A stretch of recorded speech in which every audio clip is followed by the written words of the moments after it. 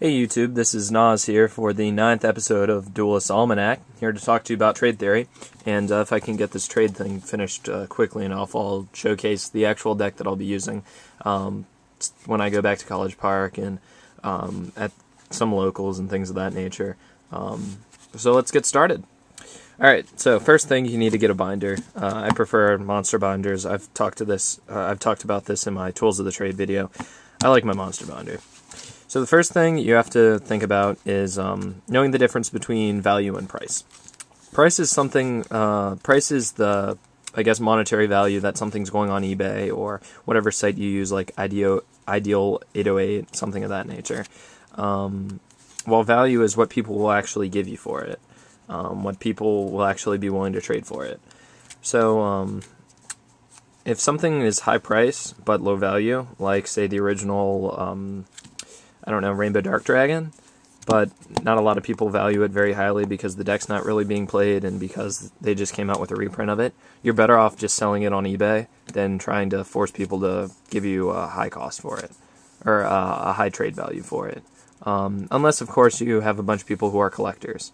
Another thing is know what the archetypes are and what people would be interested in relation to those archetypes. So, for example, if someone's looking at like eHero Terra Firma, or any of my hero guys, I also be sure to show them all of my hero stuff, because hero decks, you know, you could do pretty much anything. So I show them some of the classic heroes, and some of the other support like King of the Swamp, Lady Heat, and the aliases, the Gem Sparks, the Evocators, and Hero Blast.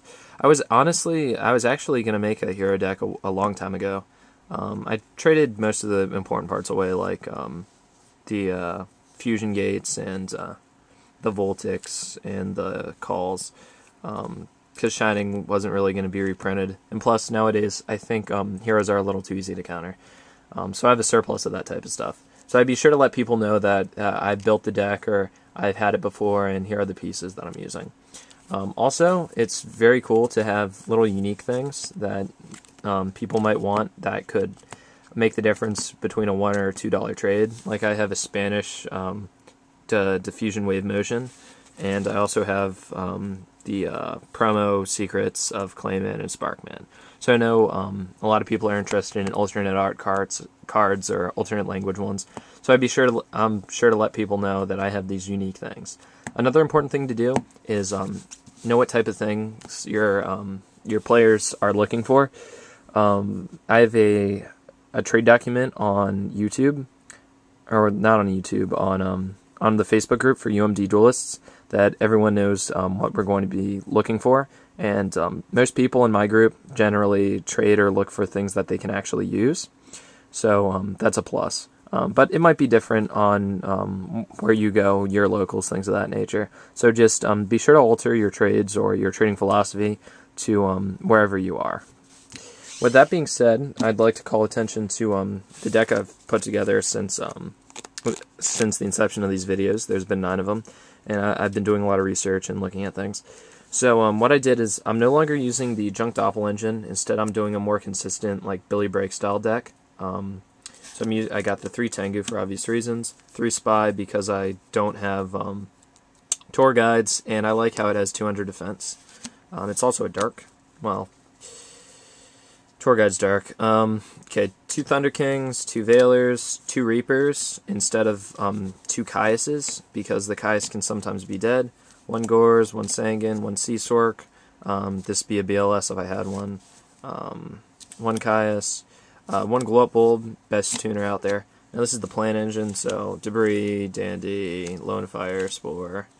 And I think I have the 1-for-1 and Foolish Burial in here, yeah.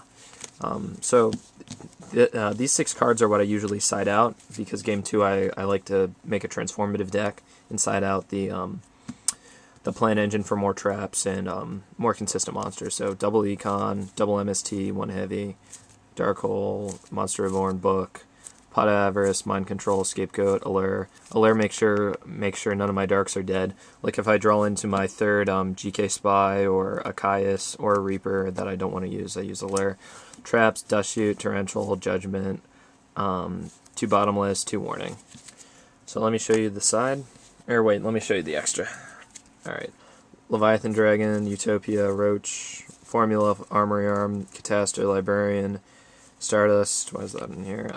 Brio, Black Rose, Ancient Fairy, Arcanite, Colossal, Scrap, Stardust, and Trishula. And now my side looks like this. CT Fortress, 2 Cyber Dragon, 1 Doom Cow, 1 DD Crow, 2 Gemini Imps, 2 Leeching the Lights, extra MST, 2 Debunks, 2D Prison, and 1 Mirror Force. So that's pretty much the deck. I side this stuff out for what usually ends up being the Cyber Dragons, the Doom Cow, the DD Crow, and the D Prisons. That's what I most commonly side out for. So that's just a little idea. I hope you enjoyed the series.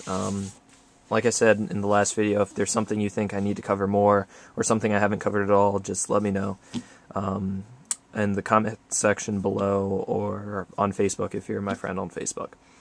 So thanks for watching Duelist Almanac. This is Nas signing off. Good luck and happy dueling.